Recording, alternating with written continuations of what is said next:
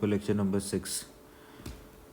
अच्छा, हमने डिस्कस किया था कि एनिमल्स में कोई एक ऐसा पर्टिकुलर ट्रांसपोर्ट मीडियम होना चाहिए जो कि बॉडी में ऑक्सीजन, न्यूट्रिएंट्स, वेस्ट और बाकी जो एसेंशियल सब्सटेंसेस है उसको ट्रांसपोर्ट कर सके। जैसे कि हमारे पास शहर में गाड़ियाँ होती हैं ना, we have different transport mediums जो कि हमारे पास एक जगह से हमें दूसरी जगह पहुंचाती हैं, right. In the same way body में भी ट्रांसपोर्ट, बॉडी की ट्रांसपोर्ट के लिए, बॉडी की ट्रैफिक को, बॉडी के न्यूट्रिएंट्स को, बॉडी के वेस्ट मटेरियल्स को ट्रांसपोर्ट करने के लिए हमारे पास सर्कुलेटरी फ्लूइड्स होते हैं। अगर स्पेसिफिकली एनिमल्स की बात की जाए तो हमारे पास जो लोअर एनिमल्स हैं जैसे कि स्पंजेस या फिर तो कैनिडेरियंस, उनमें कोई स्पेशलाइज्ड या कोई स्पेशल फ्लूइड नहीं था सर्कुलेटरी फ्लूइड के। लेकिन जब बाद में हायर एनिमल्स आए, वर्टिब्रेट्स आए, तो उनमें हमारे पास स्पेशल फ्लूइड मीनिंग टू से ब्लड जो है वो सर्कुलेटरी फ्लूइड के काम पे एक्ट करने लगा। हमारे पास यहाँ पे haematology is the study of blood. Blood का पीएच, ब्लड अपना pH, blood act as a buffer और अपना पीएच ये मेंटेन रखता है आज इन अ नैरो रेंज 7.35 से लेकर 7.45 तक। हमने ये किस तरीके से करता है, हमने पिछले सुपर लेक्चर में इसको डिस्कस कर चुके हैं कि किस तरीके से लंग्स, किस तरीके से किडनीज बाइकार्बोनेट आयंस और कार्बन डाइऑक्साइड की मदद से ब्लड का पीएच को रेगुलेट कर रहे होते हैं, मेंटेन रख रहे होते हैं। अमाउंट ऑफ ब्लड की बात की जाए तो 7 to 8% of the total weight होता है। मीनिंग टू से अगर एक पर्सन का वेट है 60 kg, 60 kg एक पर्सन का वेट है। अब पूछ रहे हैं वो कि बताओ कितना परसेंट होगा उसके, उसके अंदर ब्लड कितना होगा। इजी है, 8% है। 8% का मतलब है 8/100। इसको मल्टीप्लाई कर दो उस पर्सन के वेट को, आपके पास आंसर आ जाएगा उस पर्सन में कितना वेट है। अब ब्लड की बात कर ही रहे हैं तो सेकंड ईयर में जब हम चैप्टर नंबर 1 में किडनी का चैप्टर पढ़ रहे थे तो हमने कहा था किडनी के पास एक कार्डिक बीट पे किडनी के पास 20% ऑफ द ब्लड जाता है।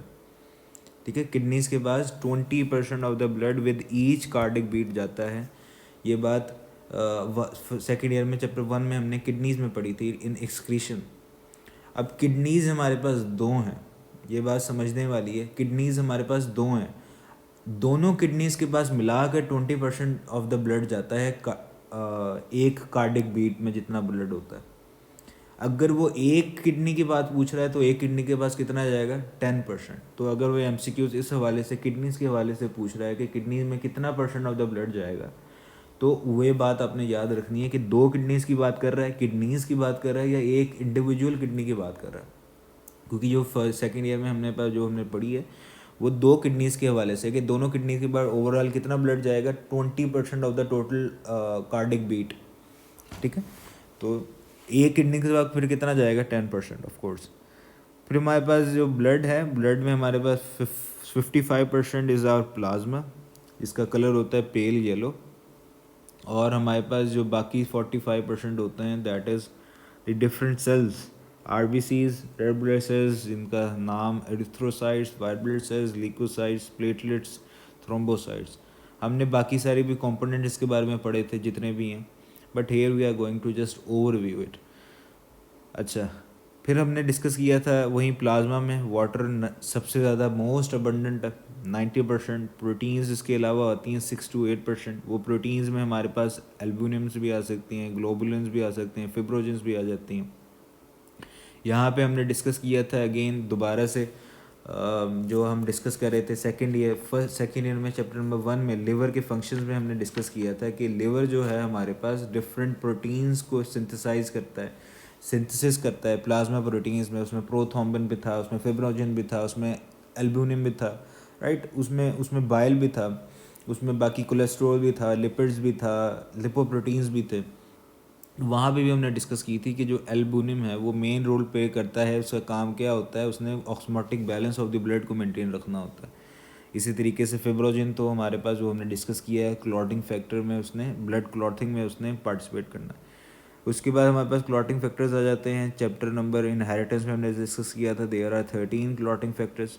क्लॉटिंग फैक्टर नंबर 1 जो है हमारे पास क्या है, फिब्रोजिन। तो क्लॉटिंग नंबर 2 हमारे पास कौन सा है, थ्रोम्बिन। मिनरल्स, ग्लूकोज, लिपिड्स और बाकी सारे के सारे सब्सटेंसेस हमारे पास ट्रेसेस में होते हैं इन प्लाज्मा।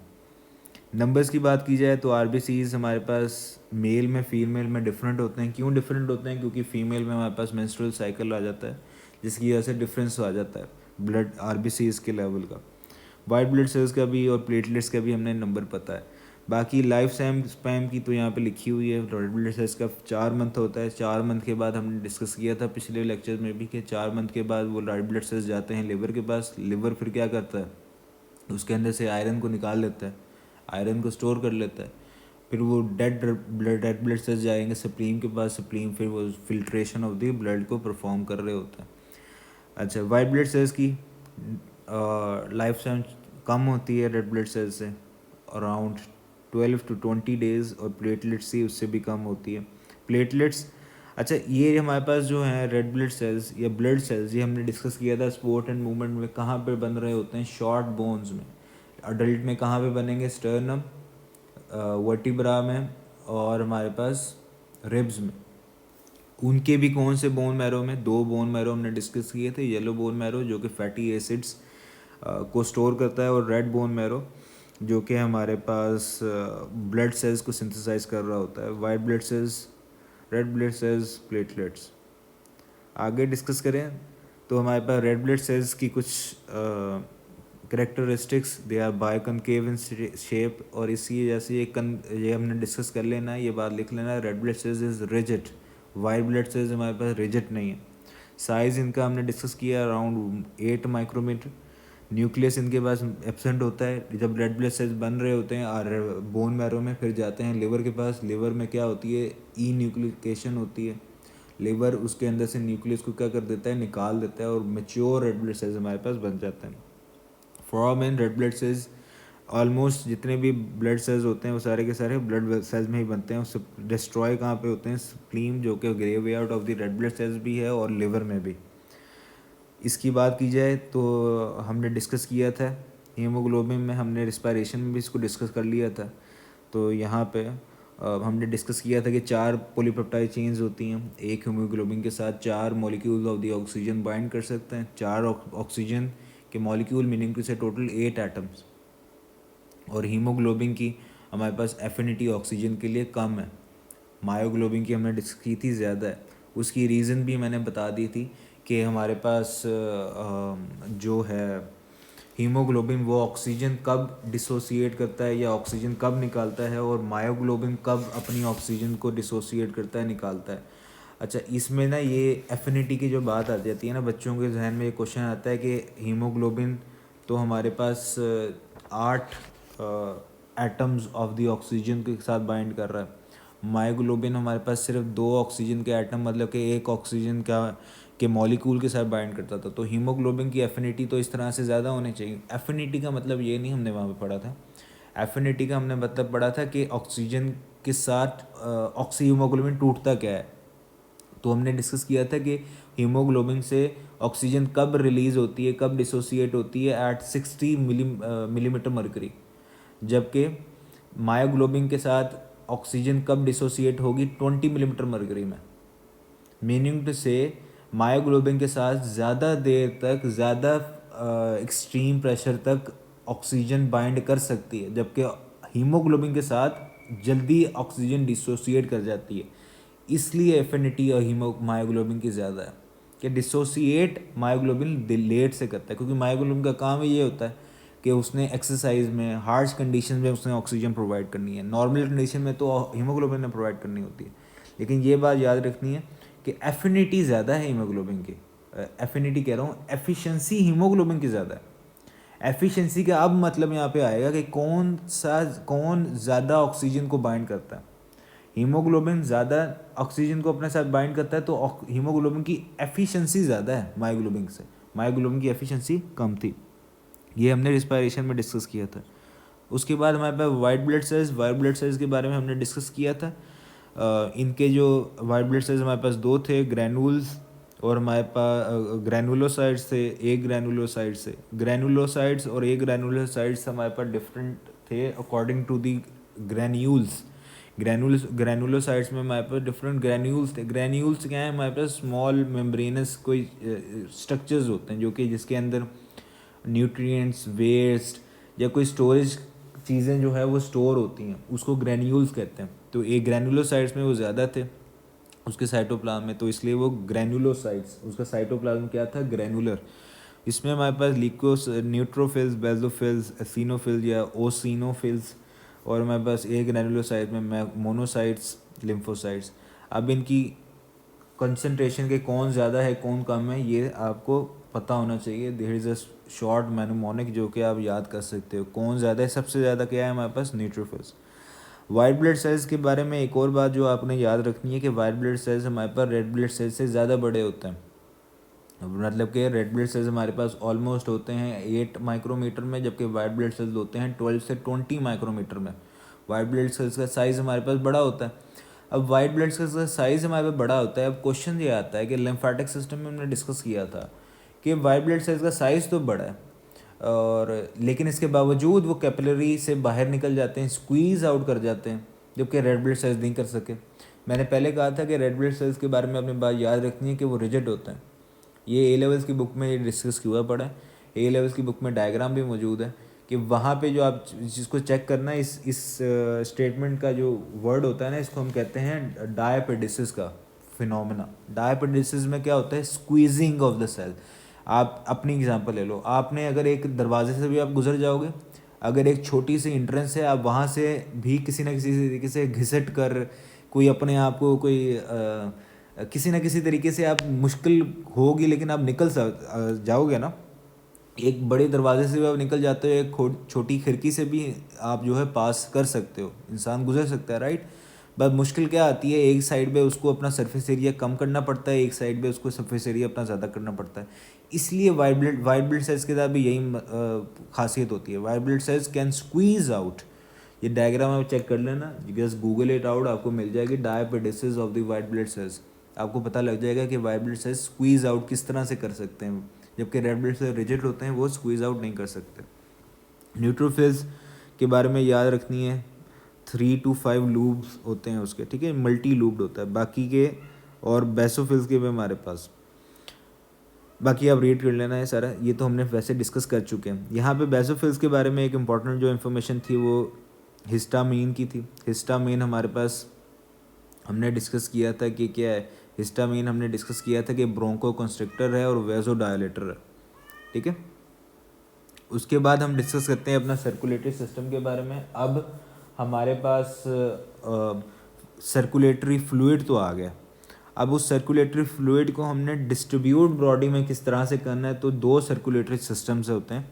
एक होता है ओपन सर्कुलेटरी सिस्टम, एक होता है close circulatory system. Open circulatory system में, ओपन से नाम ही वर्ड पता लग रहा है कि ब्लड या जो फ्लूइड है वो डायरेक्टली टिश्यू को बात करेगा, कोई उसमें कैपिलरी का बेड नहीं आएगा। जबकि क्लोज सर्कुलेटरी सिस्टम में हमारे पास ब्लड वेसल्स का एक पूरा एक जाल बिछा होगा। तो ओपन सर्कुलेटरी सिस्टम में हमने डिस्कस किया था आर्थ्रोपोड्स को। अब आर्थ्रोपोड्स हमारे पास लार्जेस्ट एनिमल के फाइलम है ना, इंसेक्ट्स का सबसे लार्जेस्ट फाइलम हमारे पास आर्थ्रोपोड का है। अब आर्थ्रोपोड के पास ओपन सर्कुलेटरी सिस्टम है, इसका मतलब अगर ये एमसीक्यूज आ जाए कि largest phylum with open circulatory system, तो वो भी आप लगाओगे आर्थ्रोपोड को। उसके बाद हमारे पास था दूसरा फाइलम और ओपन सर्कुलेटरी सिस्टम का हमारे पास था मोलस्का। मोलस्का में भी हमारे पास ओपन सर्कुलेटरी सिस्टम था, लेकिन एक्सेप्शन थी हमारे पास सेफेलोपोड्स की। सेफेलोपोड्स में हमारे पास मतलब कि ऑक्टोपस, स्क्विड्स वगैरह में हमारे पास क्लोज सर्कुलेटरी सिस्टम था। क्लोज सर्कुलेटरी सिस्टम में अगेन सेफेलोपोड्स आ गए थे, एनालिड्स आ गए थे। एनालिड्स हमारे पास फर्स्ट एनिमल थे जिनके पास ट्रू सर्कुलेटरी सिस्टम डेवलप हुआ था। ये बात भी हमने कैंडम एनिमेलिया में डिस्कस की थी। इसके बाद क्लोज सर्कुलेटरी सिस्टम में हमारे पास कॉर्डेट्स आ गए थे, इकाइनोडर्म्स आ गया था, ठीक है। ये था हमारे पास open versus the close circulatory system वाला हमारे पास सारा का सारा पार्ट। उसके बाद हमने हार्ट के बारे में डिस्कस किया था। हमने कहा था हमारा हार्ट थोरेसिक कैविटी में लोकेट करता है। थोरेसिक कैविटी में भी एक छोटी सी कौन से रीजन में, हमने कहा था मेडियस्टिनम, 2 लंग्स के दरमियान में जो रीजन था, उसमें भी कोई स्पेसिफिक स्पेस जो हार्ट के अराउंड थी उसको हमने क्या नाम दे दिया था, पेरिकार्डियल कैविटी। अच्छा, हार्ट्स के बारे में हमने बाकी तो सारी चीज़ें डिस्कस कर ली थी कि इसको उसकी लोकेशन क्या है, वो कौन से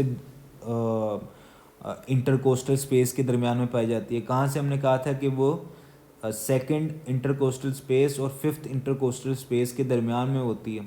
उसका एपेक्स और base of the heart in दोनों के दरमियान में होता है।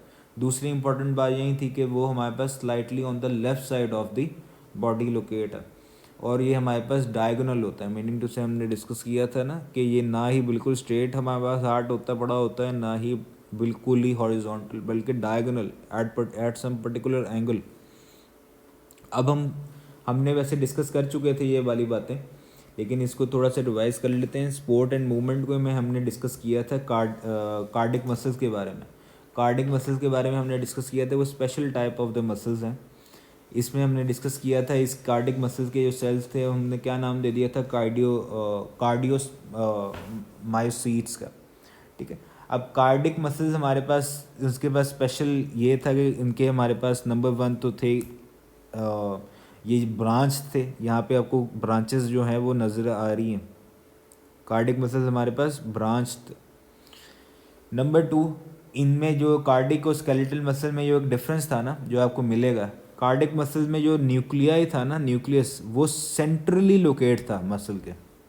जबकि स्केलेटल मसल में हमने डिस्कस किया था, शायद नहीं किया आज सेशन में भी नहीं किया शायद, यहाँ पे नोट कर लो कि स्केलेटल मसल में जो न्यूक्लियाई होते हैं वो पेरिफेरल रीजन में होता है, सेंट्रली लोकेट नहीं होते।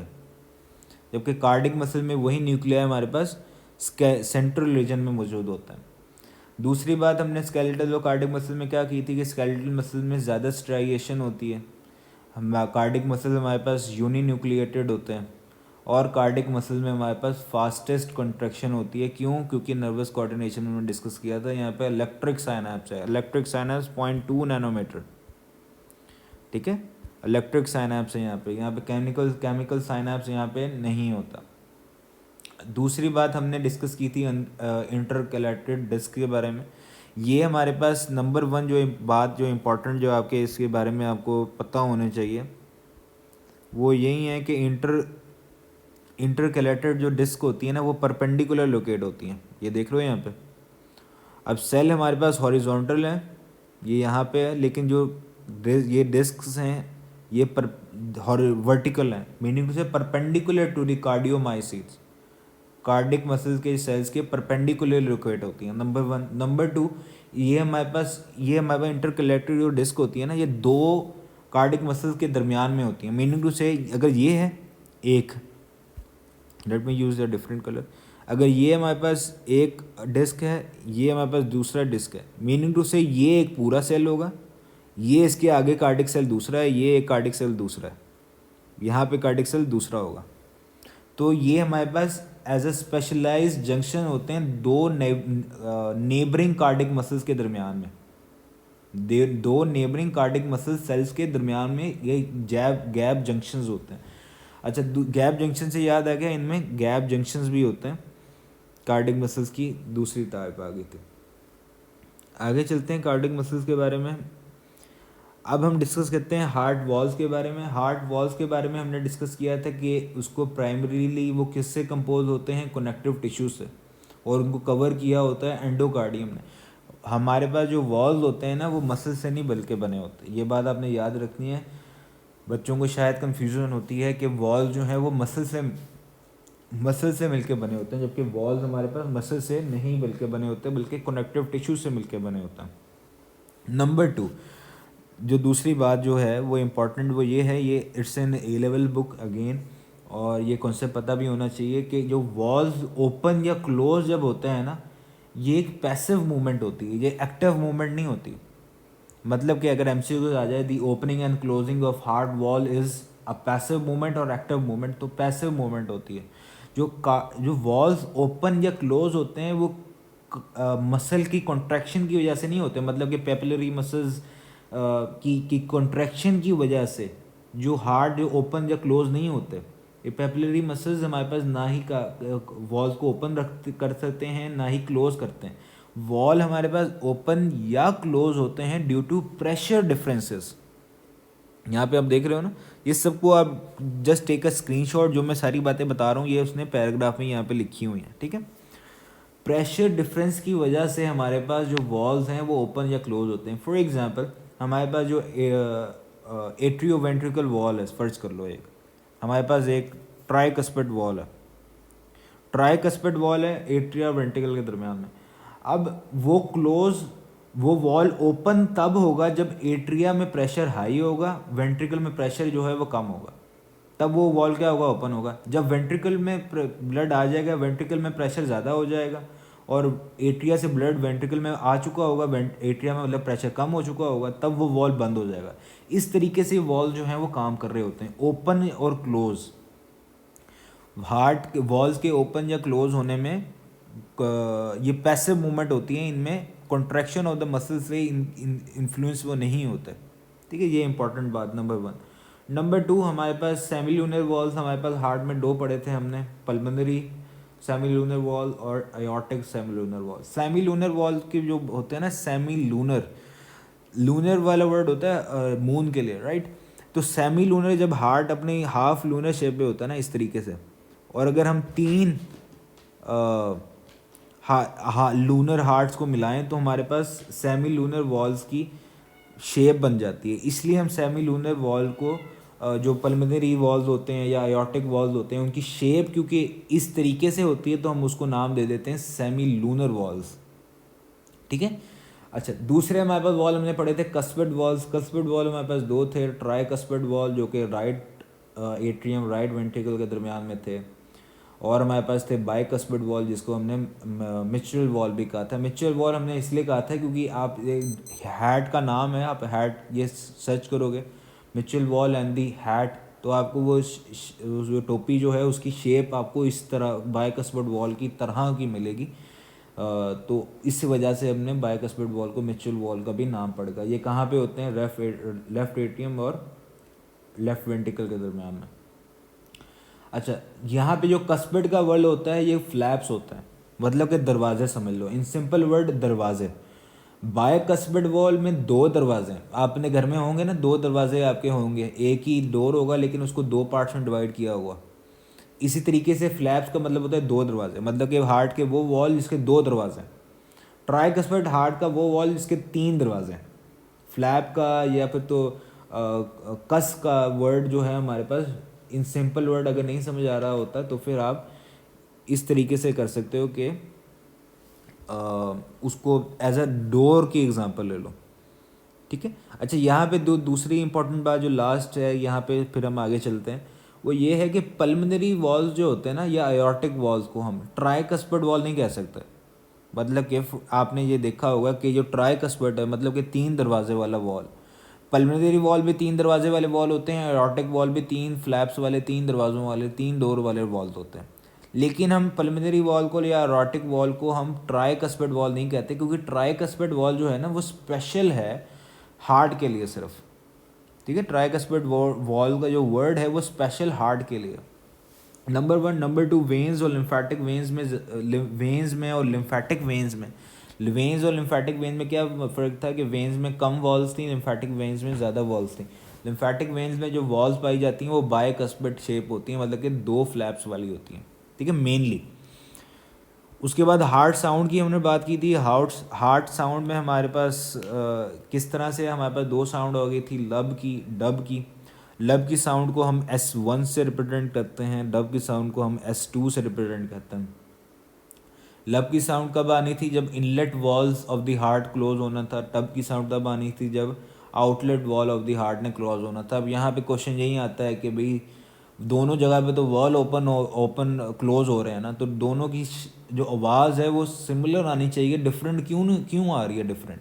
मतलब कि यहाँ पे भी लब आनी चाहिए, यहाँ पे भी लब आनी चाहिए, यहाँ पे भी अगर डब आ रही है तो यहाँ पे भी डब आनी चाहिए, क्योंकि वॉल्स ही है ना, वॉल्स ही ओपन या क्लोज हो रहे हैं। उसकी रीज़न ये होती है क्योंकि जो प्रेशर का डिफरेंस होता है, जो इनलेट वॉल्व होते हैं ना वो लोअर प्रेशर पे क्लोज हो रहे होते हैं, जिसकी वजह से लोअर पिच साउंड जो है वो प्रोड्यूस होती है। लोअर प्रेशर पे मतलब कि जो उसमें कैपिलरी मसल्स होते हैं, और जो कैपिलरी मसल्स होते हैं, पेपिलरी मसल जो होते हैं वो आवाज़ को डैम्प कर देते हैं। जिसकी वजह से लोअर पिच साउंड प्रोड्यूस होती है लब की, जबकि डब साउंड हमारे पास हायर प्रेशर में, हायर पिच में, और उसमें वहाँ पे कोई मसल्स नहीं होते जो उनकी साउंड को डैम कर सकें, इसलिए वजह से साउंड जो होती है वो डिफरेंट होती है। साउंड को हम स्टेथोस्कोप से मेजर करते हैं। हार्ट मर्मर का जहाँ पे जब अगर हार्ट जो है वॉल जो है वो सही तरीके से क्लोज या ओपन ना हो रहे हों, इसी वजह से डॉक्टर्स जो हैं वो आपके हार्ट की धड़कन सुन रहे होते हैं तो सिर्फ ये नहीं देख रहे होते कि आपकी हार्ट बीट को मेजर करें या हार्ट रेट को सही करें। वो क्या कर रहे होते हैं, वो आपकी इस लब और डब की साउंड को भी देख रहे होते हैं, ऑब्जर्व कर रहे होते हैं कि क्या ये साउंड सही आ रही है, क्योंकि हार्ट अगर आपका सही तरीके से बीट नहीं कर रहा, वॉल्स ओपन सही और क्लोज सही तरीके से नहीं हो रही, तो हार्ट की साउंड जो है वो डिफरेंट होती है। जस्ट गूगल यूट्यूब कर लो इसको, sound of the heart in different diseases, आपको डिफरेंट डिजीज में जो साउंड ऑफ द हार्ट है वो डिफरेंट महसूस होगी। उसके बाद हमारे पास आ जाता है इम्पॉर्टेंट पार्ट, वो हमारे पास है जी अयोर्टा। अयोर्टा में हमने डिस्कस किया था दो। अयोर्टा में हमारे पास असेंडिंग अयोर्टा आ जाता है, फिर हमारे पास डिसेंडिंग अयोर्टा आ जाता है।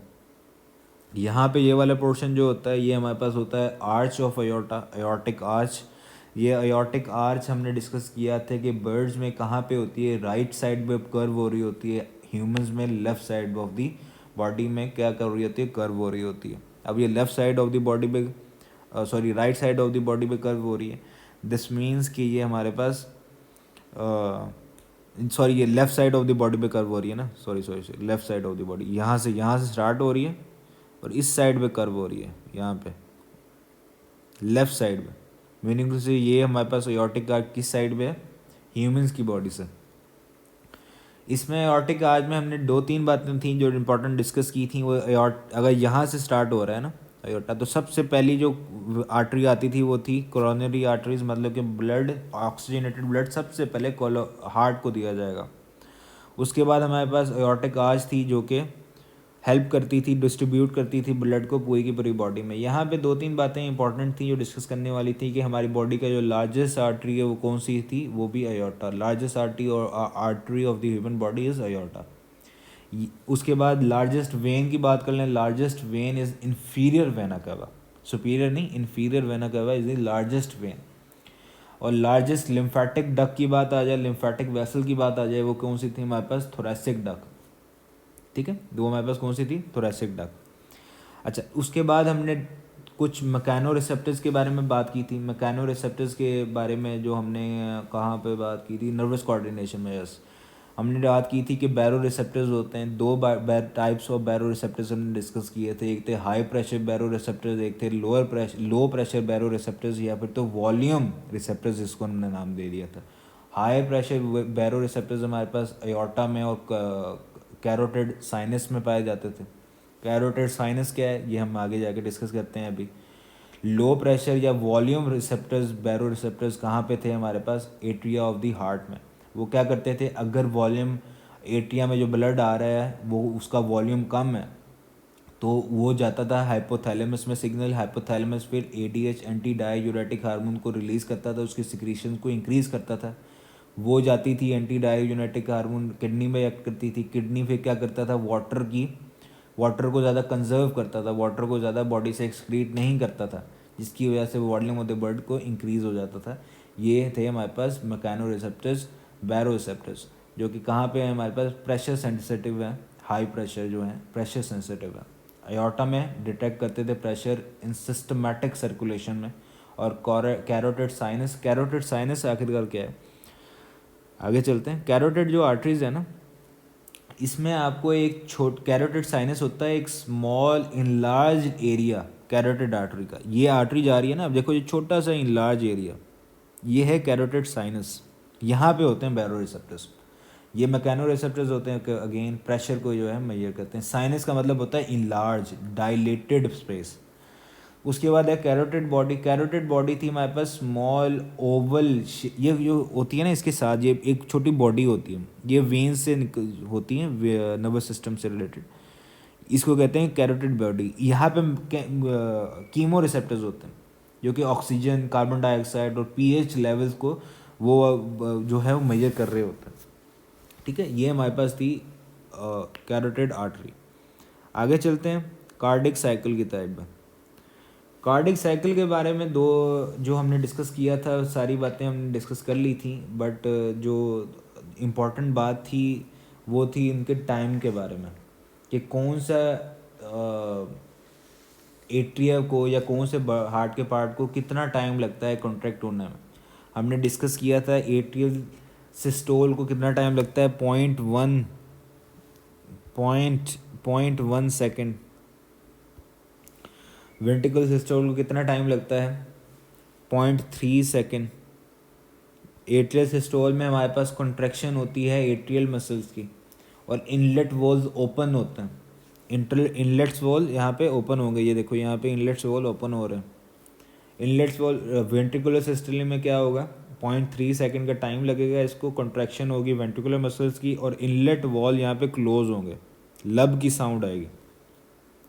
उसके बाद हमारे पास थी वेंट्रिकुलर डायसिस्टोल रिलैक्सिंग फेज, जो कि था हमारे पास 0.4 सेकेंड का, राइट, 0.4 सेकेंड का, जहाँ पे सेमी लूनर वॉल्स जो हैं वो क्लोज होंगे, आउटलेट वॉल्स क्लोज होंगे, डब की साउंड आएगी, ठीक है।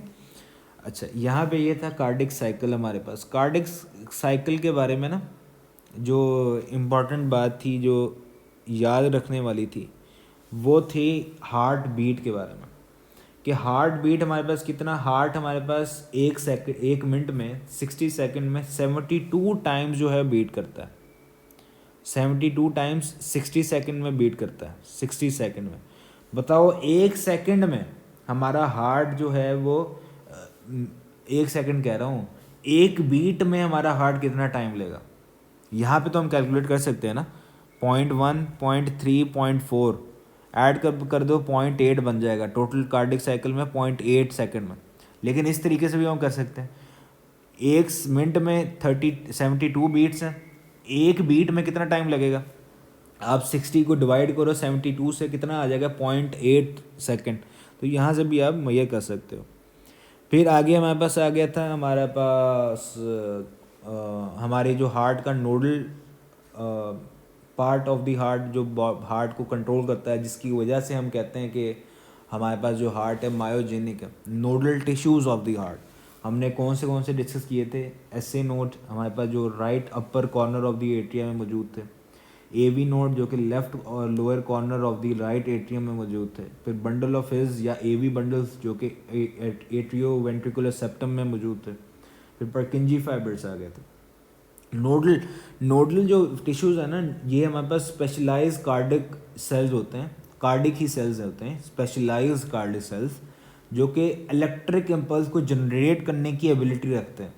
नोडल टिश्यूज़ कह देते हैं उन्हें, ठीक है। इनको नोडल इसलिए कहते हैं क्योंकि ये टिश्यूज़ जो हैं वो हाईली ऑर्गेनाइज्ड होते हैं क्लस्टर्स में या नोड्स में, इसलिए उनका नाम दे देते हैं नोडल या नोड्स या क्लस्टर्स का, ठीक है।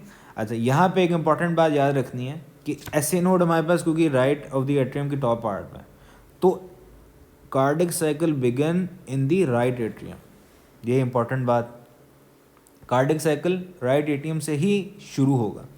बाकी जो इम्पॉर्टेंट बात है कि क्यों हम कहते हैं हार्ट को मायोजेनिक इन नेचर, वो यहाँ पे लिखी हुई है पैराग्राफ के, just take a screenshot, it's in A level book, it was in A level book, वहाँ से लिया है।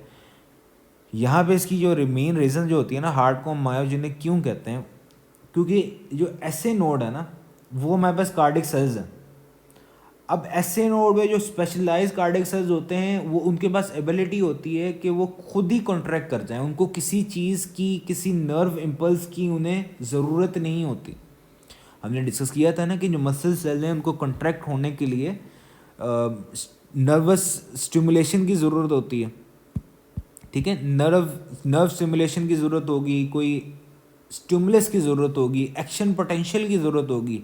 एक्शन पोटेंशियल आएगा न्यूरो मस्कुलर जंक्शन में, तभी जाके मसल क्या होंगे, कॉन्ट्रैक्ट होंगे, तभी जाके सार्कोप्लाज्मिक रेटिकुलम से कैल्शियम आयन निकलेंगे, ट्रोपोनिन के साथ बाइंड करेंगे, बाइंडिंग साइड जो है वो ख़त्म होंगी, मूवमेंट होगी, sarcoplasmic reticulum sarcomere Z line आपस में करीब आ जाएंगे और मसल कॉन्ट्रैक्ट होगा, राइट। ये हमने साइड डिस्कस की थी। अब कार्डिक मसल्स के बाद ये जो कार्डिक मसल में जो ऐसे नोड में जो कार्डिक मसल्स होते हैं उनके पास स्पेशल ये होता है कि वो खुद किसी इम्पल्स की उन्हें ज़रूरत नहीं होती, वो ऑटोमेटिकली कॉन्ट्रैक्ट कर सकते हैं। यही रीज़न होती है कि हम कहते हैं हमारा जो साइंटिस्ट आजकल सोच भी रहे हैं बायोलॉजिस्ट के, क्या हमारा हार्ट दिल सोचता है?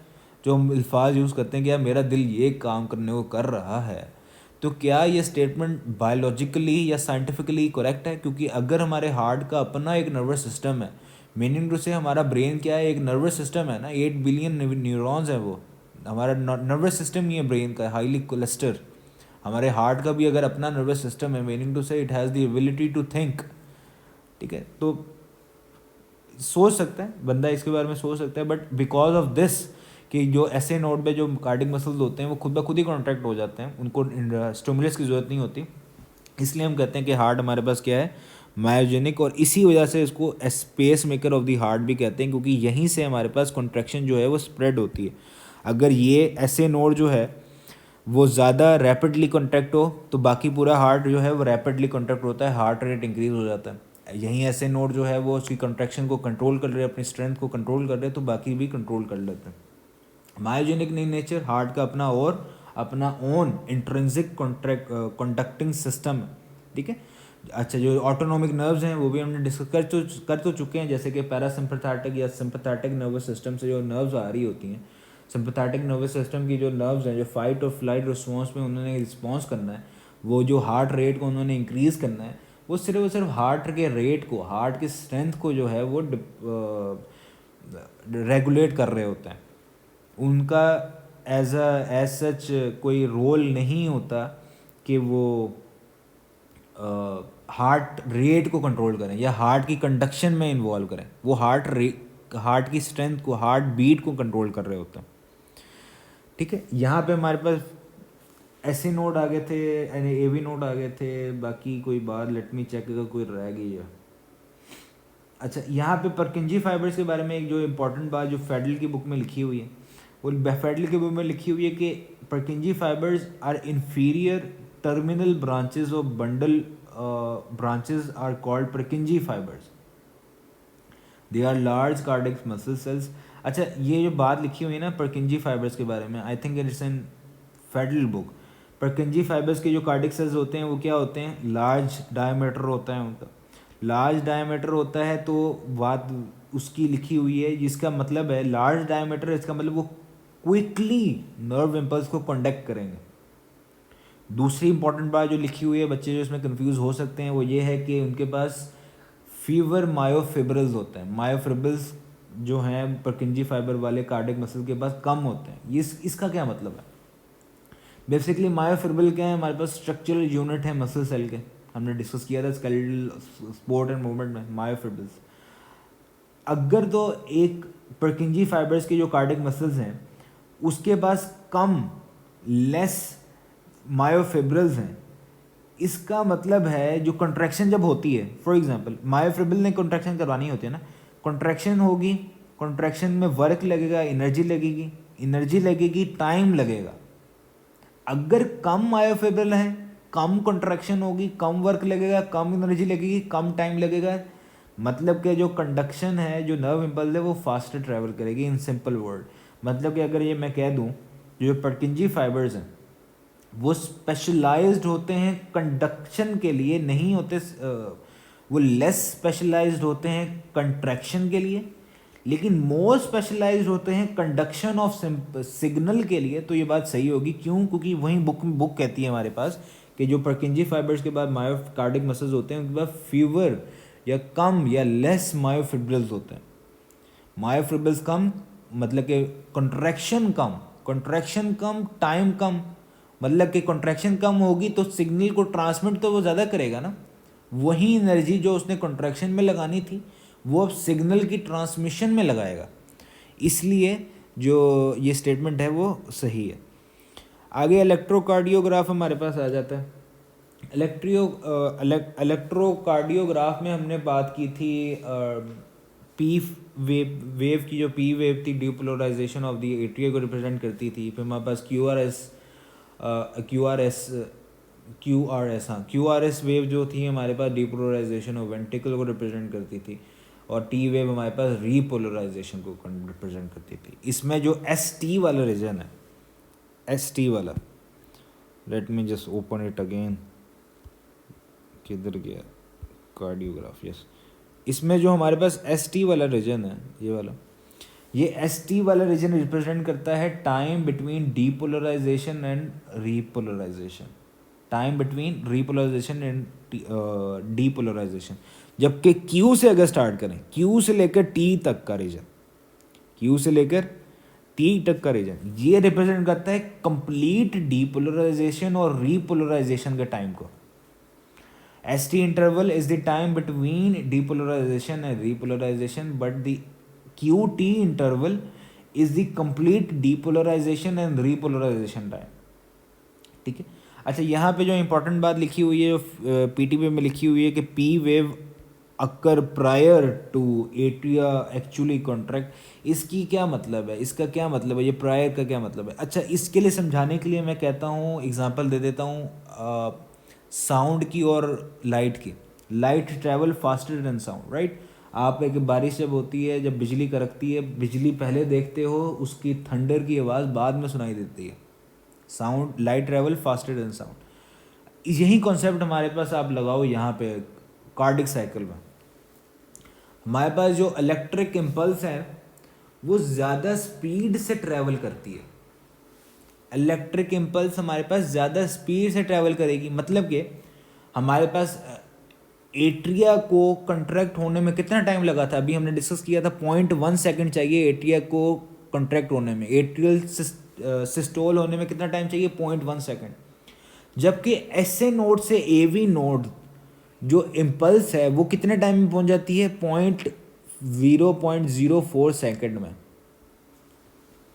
और जो इलेक्ट्रोकार्डियोग्राफ है उसने इसके बेस पे नहीं बनाना, कॉन्ट्रैक्शन ऑफ द मसल के बेस पे ग्राफ नहीं बनाना, उसने बनाना है इलेक्ट्रिक इम्पल्स के बेस पे।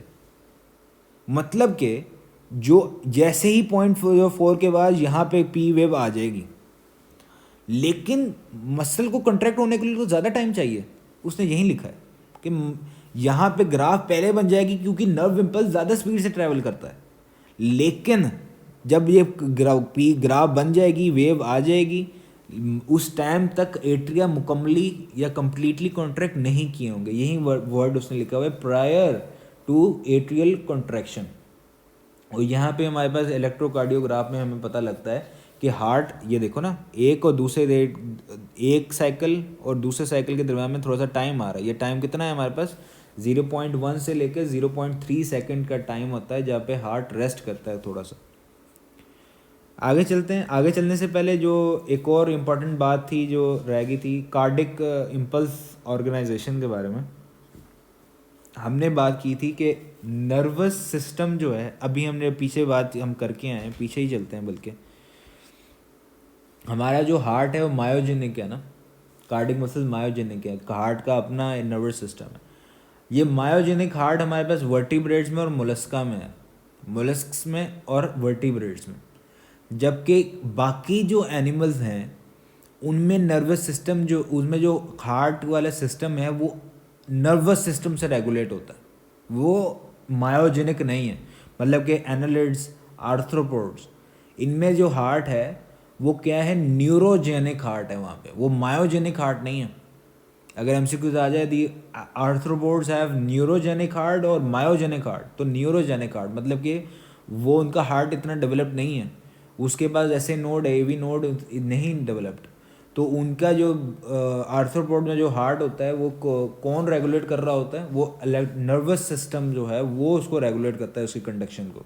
जबकि in humans, in vertebrates, in molluscs heart जो है वो डेवलप्ड है, तो वो हमारे पास मायोजेनिक है। ये बात लिख लेनी। अच्छा, यहीं पे बात कर ही रहे हैं तो हमने बात कर लेते हैं वर्टिब्रेट के हार्ट को भी। 2 चैम्बर हार्ट हमारे पास फिशेस में था, 3 चैम्बर हार्ट हमारे पास एम्फीबियस रेप्टाइल्स में था, एक्सेप्ट क्रोकोडाइल्स। क्रोकोडाइल्स के अलावा अगर हमारे पास वो आ जाए, एलिगेटर्स का वर्ड आ जाए, तो क्रोकोडाइल्स और एलिगेटर्स एक ही क्लास से बिलोंग करते हैं, तो दोनों ही होगा। क्रोकोडाइल्स और एलिगेटर दोनों का क्लोज या 4 चैम्बर हार्ट होता है। और 4 चैम्बर हार्ट हमारे पास कहाँ पे था, बर्ड्स में, मैमल्स में, क्रोकोडाइल्स, या फिर तो क्रोकोडाइल्स की बाकी क्लास से रिलेटेड जितने भी एनिमल्स हैं। रेगुलेशन ऑफ कार्डिक एक्टिविटी में हमारे पास आ जाते हैं आगे। आखिरकार अपना हार्ट जो है वो किस तरीके से अपनी जो एक्टिविटीज़ है उसको रेगुलेट करता है। यहाँ पे हमारे पास हार्ट अपनी एक्टिविटी, हार्ट रेट को मेंटेन कर सकता है, हार्ट रेट को इंक्रीज़ कर सकता है, डिक्रीज़ कर सकता है, दो तरीक़ों से। न्यूरल कंट्रोल भी कर सकता है वो, और हार्मोनल कंट्रोल भी। न्यूरल कंट्रोल मेडुला ऑब्लोंगेटा जो है वो हमारे पास क्या कर रहा होता है, कंट्रोल कर रहा होता है कार्डिक एक्टिविटी को, हार्ट रेट को। हमने डिस्कस करके आए हैं कि मायोजेनिक है, लेकिन इसके बावजूद जो नर्वस सिस्टम से जो नर्व आ रही होती हैं वो हार्ट रेट को कंट्रोल कर सकते हैं। तो पैरासिम्पथेटिक और सिंपथेटिक नर्वस सिस्टम की जो नर्व्स हैं वो हार्ट रेट को कंट्रोल करते हैं। जबकि हार्मोनल कंट्रोल जो कि through the help of glands अपनी हार्मोनल सेक्रेशन से भी हार्ट के रेट को कंट्रोल कर सकता है। हमारे पास adrenaline, nor adrenaline, thyroxine, cortisol जिसको स्ट्रेस हार्मोन, वैसोप्रेसिन या फिर तो एंटी डाययूरेटिक हार्मोन जिसका दूसरा नाम है, ये सारे के सारे वो हार्मोन्स हैं जो हार्ट रेट को क्या करते हैं, इंक्रीज़ करते हैं। अच्छा जी, ये हमारे पास रेगुलेशन ऑफ द हार्ट आ गया था। आगे चलते हैं ब्लड वेसल्स। अब हमने डिस्कस कर लिया एक ह्यूमन में सर्कुलेटरी फ्लूइड भी है, उसका पंपिंग मैकेनिज्म भी है, वो किस तरीके से उसको पंप भी कर सकता है, उसके पास वो वाला सिस्टम भी है। बट लेट्स से अब आगे चलते हैं कि ब्लड वेसल्स वो कौन से चीज़ें हैं कि वो फ्लूइड जो है वो आखिरकार किस तरीके से अब बॉडी में डिस्ट्रीब्यूट होगा। हमारे पास फ्लूइड भी है, हमारे पास पंप भी है, लेकिन पाइपलाइन अब कौन सी है बॉडी में अल्लाह ताला ने बिछाई हुई है, वो हमारे पास ब्लड वेसल्स के केस में हमने सारा टेबल अच्छे से बना हुआ है। पीटीबी में एक अच्छा टेबल जो है वो ड्रॉ किया हुआ है, हमने उसमें डिस्कस कर लिया था सारी की सारी चीज़ें जो इम्पोर्टेंट थी। एट्रिया में जो एटीएम में वॉल्स कहाँ कहाँ पे होते हैं, एटीएम में हमने जो डिस्कस कर लिया था सारा का सारा, जो ट्यूनिका एक्सटर्ना जो है उसमें कनेक्टिव टिश्यूज़ होते हैं। कनेक्टिव टिश्यूज़ कौन से, कोलेजन, इलास्टिक फाइबर्स। ट्यूनिका जो मीडिया है उसमें मस्कुलर टिश्यूज़ कौन से होते हैं, स्मूथ मसल्स और इलास्टिक फाइबर्स होते हैं। एंडोथीलियम तो एक लूज कनेक्टिव टिश्यूज़ की लेयर है ना। अच्छा, ब्लड वेसल्स में यहाँ पे सारी चीज़ें वैसे मेंशन है, यहाँ पे just take a screenshot, A levels की बुक से लिए है मैंने डायग्राम। यहाँ पे आपको सारी चीज़ें जो डिफरेंट लेयर में मौजूद हैं वो आपको पता लग जाएंगी। कैपिलरीज में सिर्फ और सिर्फ जो वॉल्स होती हैं वो 1 सेल थिक होती हैं, उनके पास सिर्फ और सिर्फ एंडोथीलियम होता है, उनका लूमेन भी क्या होता है, स्मॉल होता है, उनका डायमीटर भी यहाँ पे मेंशन किया हुआ है। अच्छा जी, यहाँ पे हमने डिस्कस करना है एक इम्पॉर्टेंट बात को कि अगर मसल रिलैक्स स्टेज में, मसल्स जो हैं वो रिलैक्स हैं, तो हमारे पास जो आर्ट्रियोल्स होती हैं ना, आर्ट्रियोल्स वो डायलेटेड होती हैं। ये हम डिस्कस करते हैं वैसे कि कौन कौन सी चीज़ें हैं जो कि कैपिलरीज के डायमीटर को जो है इंक्रीज़ या डिक्रीज़ कर सकती हैं। अच्छा, केमिकल्स होते हैं कुछ जो ब्लड की डायमीटर को वैजो कंस्ट्रक्शन भी करवा सकते हैं, वैजो डायलेशन भी करवा सकते हैं। वैजो कंस्ट्रक्शन और वैजो डायलेशन से रिलेटेड वैसे हमने चैप्टर नंबर सेकंड ईयर में चैप्टर नंबर 1 में थर्मो रेगुलेशन में भी डिस्कस किया था। जब टेम्परेचर बढ़ जाता है तो हमारी बॉडी उसके खिलाफ क्या करती है, वैजो डायलेशन करती है, जिसकी वजह से स्किन में ज़्यादा ब्लड जाता है और ज़्यादा हीट बॉडी से आउट होती है। ये बात भी याद रखनी है। केमिकल्स में हमने डिस्कस किया था वैजो कंस्ट्रक्शन करवा सकता है एपिनेफ्रीन। एपिनेफ्रीन के बारे में जैसे कि हिस्टामाइन के बारे में मैंने इंपॉर्टेंट बात लिखवाई थी, इस तरीके से एपिनेफ्रीन वैजो कंस्ट्रक्टर है लेकिन ब्रोंको डायलेटर है। जो हिस्टामीन जो थी वो ब्रोंको कंस्ट्रक्टर थी, एपिनेफ्रीन ब्रोंको डायलेटर है लेकिन वैजो कंस्ट्रक्टर है। दूसरे वैजो डायलेशन में हमारे पास प्रोस्टाग्लैंडिन्स के वैजो डायलेटर्स आ जाते हैं। प्रोस्टाग्लैंडिन जो है वो वैजो कंस्ट्रक्शन भी है, उसके कुछ पार्ट्स जो हैं वो केमिकल्स कंस्ट्रक्शन भी करवाते हैं लेकिन कुछ डायलेशन भी करवाते हैं। काइनिन्स आ जाते हैं, हिस्टामिन आ जाती है, नॉर एपिनेफ्रीन आ जाती है, जो कि वो वाले केमिकल्स हैं जो कि वैजो डायलेशन करवा रहे होते हैं। लेकिन ये बात याद रखनी है, जब मसल रिलैक्स स्टेज में है तो यहाँ पे जो एट्रियोल्स हैं या ब्लड वेसल्स हैं वो हमारे पास डायलेटेड फॉर्म में होता है। ठीक है।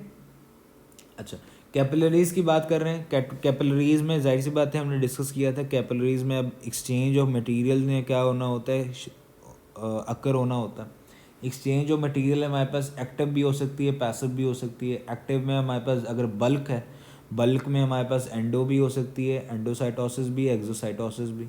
एक्सोसाइटोसिस के डिफरेंट नाम हमने डिस्कस किए थे, एमियोसाइटोसिस भी है, सेल वॉमिटिंग भी उसका नाम था। पैसिव ट्रांसपोर्ट भी हो सकती है डिफ्यूजन के ज़रिए से, ऑस्मोसिस के ज़रिए से, फैसिलिटेटेड डिफ्यूजन्स की मदद के ज़रिए से। चैनल्स की मदद से भी हो सकती है, ठीक है, डिफरेंट चैनल्स भी होते हैं ना, उसको फैसिलिटेटेड में ही आ जाएगा वो। अच्छा, ये हमारे पास एक्सचेंज ऑफ मटेरियल जो है वो होगी कहाँ, कैसे होता है, चलो हम यहाँ से शुरू से डिस्कस करते हैं। अयोर्टा में, अयोर्टा का डायमीटर कितना है, फेटल की बुक में लिखा हुआ है 23 मिलीमीटर। अयोर्टा से जाता है आर्टरीज़ में, आर्टरीज़ का कलर क्या होता है, पिंक इन कलर होती हैं वो, और आर्टरीज़ ज़्यादा होती हैं विद इन द मसल्स। उसके बाद जाता है आर्ट्रियोल्स में, आर्ट्रियोल्स का डायमीटर कितना होता है 0.2 मिलीमीटर। उसके बाद मेटा आर्ट्रियोल्स में जाता है। मेटा आर्ट्रियोल्स, अगर मैं यहाँ पे डायग्राम बनाने की कोशिश करूँ, मेटा आर्ट्रियोल्स जो होती है ना हमारे पास, ये देखो, वैसे डायग्राम में यहाँ पे मेंशन नहीं है, ये हमारे पास मेटा आर्ट्रियोल्स है। मैं यहाँ पे दोबारा से बनाता हूँ, ये देखो, ये जो है ना हमारे पास, ये आर्ट्रियोल्स हैं, ये नंबर 1 जो मैं आ रहा हूँ, ये मेटा आर्ट्रियोल्स हैं, ये वाला नंबर 2। ये हमारे पास सारे के सारे थोरोफोरो चैनल्स हैं। यहाँ पे हमारे पास जो है वो स्पिंक्चर मसल होता है, प्री कैपिलरी स्पिंक्चर, इसके बारे में अभी हम डिस्कस करते हैं। अच्छा, अब हमारे पास मेटा आर्ट्रियोल से कहाँ पे जाता है, थोरोफोरो चैनल्स में। थोरोफोरो चैनल्स में हमारे पास यहाँ पे आते हैं प्री कैपिलरी स्पिंक्चर मसल्स। ये प्री कैपिलरी जो स्पिंक्चर मसल्स होते हैं ना, ये क्लोज होते हैं तब, फॉर एग्जांपल अगर सेल्स को जो है ऑक्सीजन नहीं चाहिए, और फिर उस टाइम क्या होते हैं, ये प्री कैपिलरी स्पिंक्चर मसल्स जो होते हैं वो क्लोज होते हैं। जब ये क्लोज होते हैं तो हार्ट जो ब्लड जो है ना वो बाईपास करता है, वो मतलब कि थोरोफेरो चैनल से डायरेक्ट वेन्यूल्स में चला जाता है, वो कैपिलरीज में जाता ही नहीं है। जब ये प्री कैपिलरी मसल्स जो होते हैं वो क्लोज होते हैं। जब ये ओपन होते हैं तो मेटा आर्ट्रियोल से थोरोफेरो चैनल्स और फिर कैपिलरीज और फिर वेन्यूल्स में।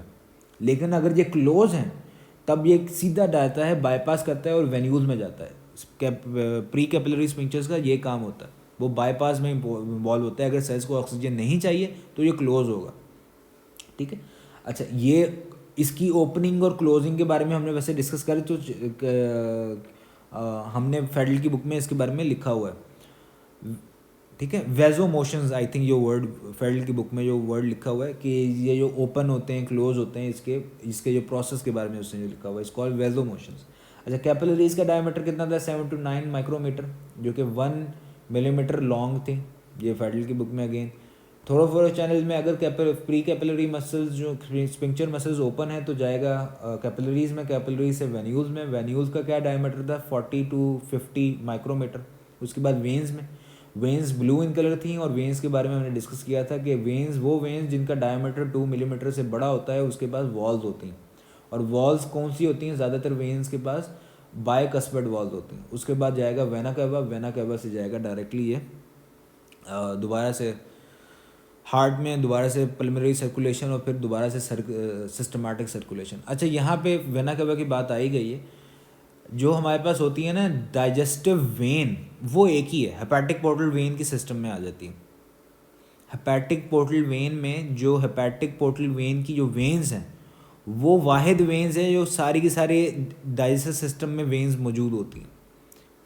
डाइजेस्टिव सिस्टम को जो आर्टरीज पहुंचा रही होती हैं ऑक्सीजनेटेड ब्लड, वो डिफरेंट होती हैं, लेकिन जो वेन्स होती हैं उसके बाद डाइजेस्टिव सिस्टम में, हमारे पास ह्यूमन डाइजेस्टिव सिस्टम में, वो सिर्फ एक ही सिस्टम की होती हैं, वो हेपेटिक पोर्टल वेन सिस्टम की होती हैं। ये बात याद रखनी है आपने, ठीक है। ऑक्सीजनेटेड ब्लड डाइजेस्टिव सिस्टम से डिफरेंट आर्टरी से आ सकता है, लेकिन जो हमारे पास डीऑक्सीजनेटेड ब्लड जो जाना है डाइजेस्टिव सिस्टम से, वो सिर्फ एक ही सिस्टम से सारी की सारी होती हैं, वो हेपेटिक पोर्टल वेन सिस्टम होता है। हेपेटिक पोर्टल वेन कहाँ लेके जाता है, पोर्टल वेन का मैंने सिस्टम, पोर्टल वेन पहले भी समझा दिया था, दोबारा समझा देता हूँ। पोर्टल का वर्ड हम वहाँ पे इस्तेमाल करते हैं, वो वाला सिस्टम जिसमें ब्लड दो पर्टिकुलर टिश्यूज़, दो पर्टिकुलर पॉइंट के दरमियान में पहले सर्कुलेट करे, फिर हार्ट के पास जाए। जैसे कि हाइपोथैलेमस और पिट्यूटरी की पोर्टल सिस्टम, ब्लड पहले हाइपोथैलेमस और पिट्यूटरी के दरमियान में सर्कुलेट करता था, फिर हार्ट के पास जाता था। इसीलिए इंटेस्टाइन और liver hepatic portal system, liver और इंटेस्टाइन के दरमियान में पहले ब्लड सर्कुलेट करेगा, फिर हार्ट के पास जाएगा, ठीक है, hepatic portal system. Hepatic portal vein लेके जाती है nutrition deoxygenated but nutrient rich blood to the liver. Liver पे डिफरेंट काम करता है, लिवर उसमें उसको स्टोर कर लेता है। अगर ग्लूकोज है ग्लूकोज ज़्यादा है उसको स्टोर कर लेगा। अगर टॉक्सिन्स हैं, जैसे कि एक बंदे ने अल्कोहल ज़्यादा कंज्यूम किया, अल्कोहल पे लिवर क्या करेगा, उस जो टॉक्सिन्स उसमें मौजूद हैं उसको डिटॉक्सिफाई करेगा। इसी वजह से जो अल्कोहल कंज्यूमर्स होते हैं उनका जो सबसे पहला ऑर्गन जो डैमेज होता है, या मेनली जो डैमेज होता है, सिवियरली डैमेज होता है, वो लिवर होता है। ठीक है, लिवर में स्टोन्स बनना स्टार्ट हो जाते हैं, लिवर का फंक्शन अपना खो देता है लिवर के बाद फिर हमारे पास लिवर अपना सारा फंक्शन कंप्लीट करने के बाद वो जाती हैं हेपेटिक वेन में, हेपेटिक वेन फिर वेना केवा में जाता है, वेना केवा से फिर inferior vena cava, inferior vena cava से फिर सिस्टमेटिक डिस्ट्रीब्यूशन हो जाती है और न्यूट्रिएंट्स जो हैं पूरी बॉडी में डिस्ट्रीब्यूट हो जाता है। वेसा वेसोरम के बारे में एक इम्पॉर्टेंट बात वैसे ही मैंने लिखी है, मेरे जहन में आई थी। वो सिंपल क्वेश्चन है कि आखिरकार कैपिलरीज जो हैं ये वाली, इनमें ऑक्सीजनेटेड ब्लड है, ये खुद ही इन ऑक्सीजनेटेड ब्लड यहाँ से क्यों नहीं ले लेती, इनको क्यों वेन्स की ज़रूरत है, एक और वेन्स की क्यों ज़रूरत है, कि इन वेन्स को भी वेन की ज़रूरत है, इन वेसल को भी वेसल की ज़रूरत है, इन वेसल्स के अंदर जो ऑक्सीजनेटेड ब्लड फ्लो कर रहा है ये वहाँ से ऑक्सीजन क्यों नहीं ले रही।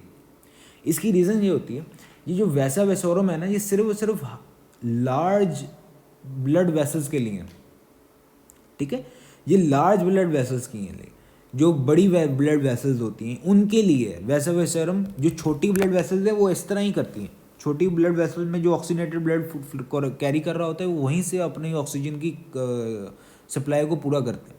लेकिन जो बड़ी ब्लड वेसल्स होती हैं ना, उनके पास लिमिटेशन आ जाती हैं। क्यों? क्योंकि डिफ्यूजन जो है ना वो इफ़ेक्टिव होती है एक शॉर्ट रेंज में।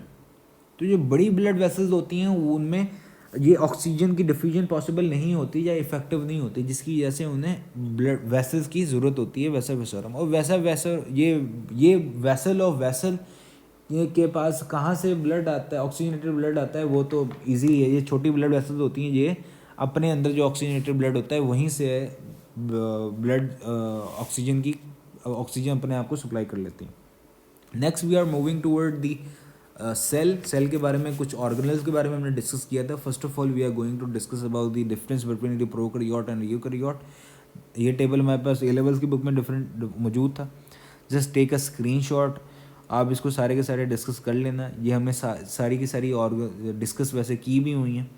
आहिस्ता आहिस्ता जब ऑर्गेनेल्स पढ़ रहे होंगे, एक दूसरे के साथ रिलेट कर रहे होंगे चीज़ों को, तब चीज़ें समझ आना स्टार्ट हो जाएंगी। Just take a screenshot of this. अच्छा, फिर animal and plant cell.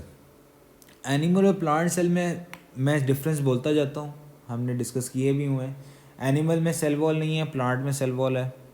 Plasma membrane की बात की जाए तो दोनों में, एनिमल में भी है प्लांट में भी है। फ्लैजेला में, एनिमल के पास जो फ्लैजेला है वो ट्यूबुलिन प्रोटीन होती है उसमें।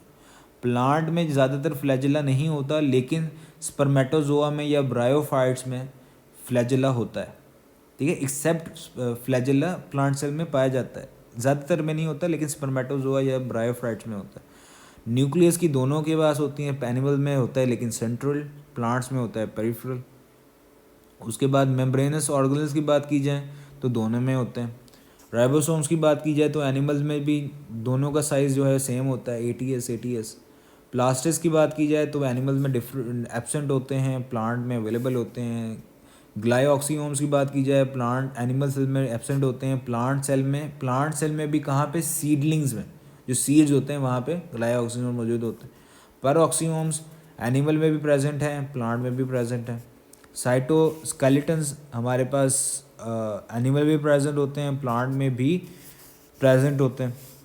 उसके बाद सेंट्रियोल्स हमारे पास एनिमल में प्रेजेंट होते हैं, लेकिन प्लांट में हमारे पास एब्सेंट होते हैं, except the lower plants. Plant में एक्सेप्ट द लोअर प्लांट्स आ जाती है बात। हायर लोअर प्लांट में सेंट्रियोल्स होते हैं। लाइसोसोम्स की बात कीजिए, प्लांट एनिमल में अवेलेबल होते हैं लेकिन प्लांट्स में एब्सेंट होते हैं। आगे हमारे पास वैक्यूल्स दोनों में होते हैं, प्लांट्स में, एनिमल में स्मॉल वैक्यूल्स हमने डिस्कस किए थे, वेसिकल्स, जबकि प्लांट में क्या होता है, वहीं स्मॉल वेसिकल्स कंबाइन करते हैं होकर लार्ज सेंट्रल वैक्यूल बन जाता है। माइक्रोट्यूब्यूल्स भी दोनों में मौजूद थे, ठीक है। और हमारे पास जो स्टोरेज ऑफ द पार्टिकल होती थी एनिमल सेल में, वो कहाँ पे होती थी, ग्लाइकोजन, जबकि प्लांट सेल में होती थी स्टार्च में। DNA की बात की जाए तो एनिमल सेल के पास भी और प्लांट सेल के पास भी लीनियर DNA होता है, उसके पास histone protein are special proteins that are positively charged, right. Chromosomes की बात की जाए दोनों में डिप्लॉयड हैं, रिप्रोडक्शन की बात की जाए दोनों में सेम है, सेल डिवीजन दोनों में भी सेम है। माइटोटिक अपरेटस की बात हमने जो की थी, माइटोटिक अपरेटस हमारे पास जो लेकिन एनिमल सेल में था वो था सेंट्रियोल में, सेंट्रियोल भी बनते थे, एस्ट्रल स्पिंडल फाइबर्स भी बनते थे, स्पिंडल फाइबर्स भी बनते थे, जबकि प्लांट सेल में सेंट्रियोल्स नहीं है तो उसमें सिर्फ स्पिंडल फाइबर्स बनते थे। रिस्पायरेटरी चेन में हमारे पास जो दोनों में सेम जगह पे होती थी, इनर माइटोकॉन्ड्रियल मेम्ब्रेन में जो रिस्पायरेटरी चेन वाला इलेक्ट्रॉन ट्रांसपोर्ट चेन वाला फिनोमेना था वो दोनों में चलता था। तो this was the short difference between the animal and plant cell. वैसे तो हमने डिस्कस किया हुआ ये बातें, लेकिन फिर भी अच्छा यहाँ पे प्लाज्मोडर्मेटा आ जाता है। प्लाज्मोडर्मेटा जो कि न्यूट्रिएंट्स बिटवीन दी सेल में क्या कर रहा होता है, डिस्ट्रीब्यूट कर रहा होता है। वैक्यूल में जो वैक्यूल की जो आउटर मोस्ट लेयर होती है वो कौन सी होती है, टोनोप्लास्ट, उसमें जो फ्लूइड होता है वो होता है सेल सैप, राइट। अच्छा अब आगे चलते हैं हम सेल वॉल की बात कर लेते हैं। सेल वॉल में हमने डिस्कस किया था प्लांट की जो प्लांट की जो सेल वॉल्स हैं उसमें हमारे पास एक तो ये प्राइमरी वॉल, एक है सेकेंडरी वॉल। प्राइमरी वॉल जो है वो ट्रू वॉल होती थी, हमने कहा था, वो जो कि ग्रो होती थी newly growing cells. Secondary wall थी जो कि सिर्फ ग्रो तब होती थी जब एक प्लांट सेल अपनी मैक्सिमम शेप पे जब पहुंच जाता है तब जाके सेकेंडरी वॉल फॉर्म होती है, क्योंकि जब सेकेंडरी वॉल एक बार बन जाती है तो प्लांट अपने जो साइज़ है वो इंक्रीज़ नहीं कर सकता। अक्रेंस की बात की जाए तो प्राइमरी वॉल हमारे पास वो होती थी, सारे के सारे सेल्स प्राइमरी वॉल को याद रखना है, एमसीक्यूज आ जाए कि हर plant cell primary cell wall को सिंथेसाइज करता है, लेकिन हर plant cell secondary cell wall को सिंथेसाइज नहीं करता, जैसे कि कॉलन कायमा में सेकेंडरी सेल वॉल नहीं होती। लोकेशन की बात की जाए तो प्राइमरी सेल वॉल जो थी वो इनर होती थी मिडिल लैमिना के, हमने डायग्राम में चेक किया था। उसके बाद कंपोजिशन की बात की जाए, कंपोजिशन के हवाले से बहुत ज़्यादा एमसीक्यूज जो हैं पूछे जाते हैं। ये इसमें हमारे पास हेमीसेलुलोज, पैक्टिन और सम प्रोटीन्स, जबकि जो सेकेंडरी सेल वॉल है उसमें हमारे पास लिग्निन आ जाते हैं और अदर कॉम्प्लेक्स पॉलीपेप्टाइड्स आ जाते हैं। जो प्राइमरी सेल वॉल है वो थिकर थी, वो ज़्यादा फ्लेक्सिबल थी, जबकि जब सेकेंडरी सेल वो थिकर है और मोर रिजिड है। इसी वजह से जब एक बार ये फॉर्म हो जाती है तो सेल का साइज़ जो है वो इंक्रीज़ नहीं कर सकता। उसके बाद मिडिल लैमिना में हमने दो इंपॉर्टेंट बातें पढ़ी थी, एक पेक्टिन और पेक्टिक एसिड के बारे में। 2-3 इंपॉर्टेंट बातें हैं वो लिख लो, पेक्टिन और पेक्टिक एसिड के बारे में।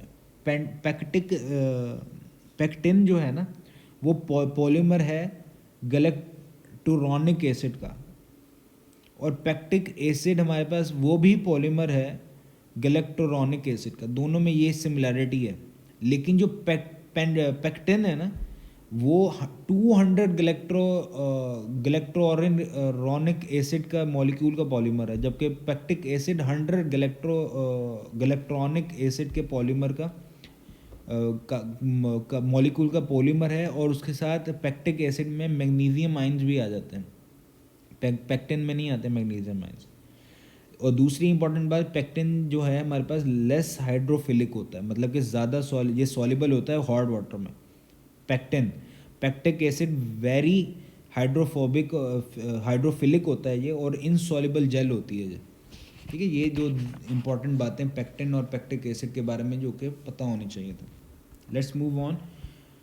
यूकैरियोटिक सेल में इंपॉर्टेंट बात लिखी है ये, eukaryotic cell except animal cell have cell wall, plant have cellulose, और फंजाई में कौन सी सेल वॉल बनी होती है, काइटिन से, ठीक है। बैक्टीरिया में जो सेल वॉल होती है जो लिखी हुई है, बैक्टीरिया के बाद पेप्टाइडोग्लाइकेन वाली सेल वॉल होती है, ठीक है। लेकिन जो बैक्टीरिया में जो वो वाला बैक्टीरिया जिसमें सेल वॉल होती नहीं है वो कौन सा है, माइकोप्लाज्मा, क्योंकि स्मॉलेस्ट बैक्टीरिया जो कि हमने प्रोकैरियोट्स में इंशाल्लाह जाके डिस्कस करेंगे।